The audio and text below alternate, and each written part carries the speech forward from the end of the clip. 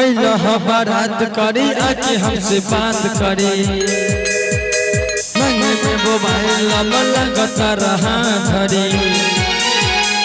अल्लाह बारात करी आज हमसे बात करी मंगे में मोबाइल लगता रहा धरी छोरी पारो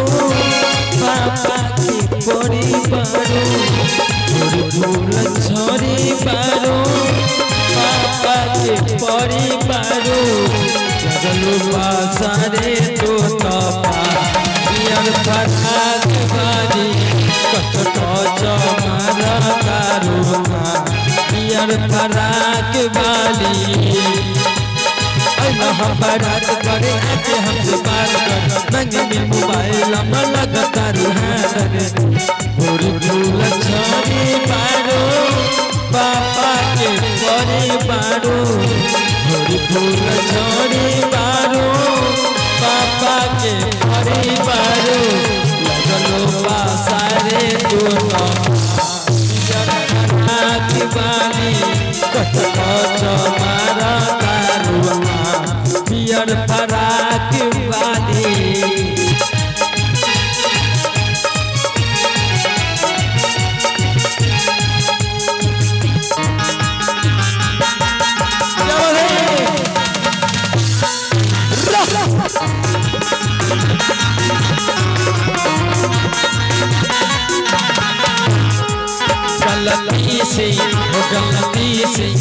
गलती से जान टकरा गई हो गलती से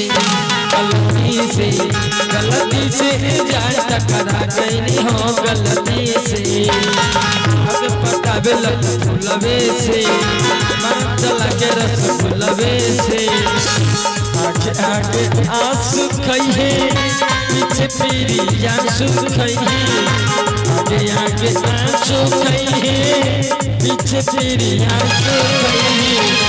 भवन के रगटी हर फटाक वाली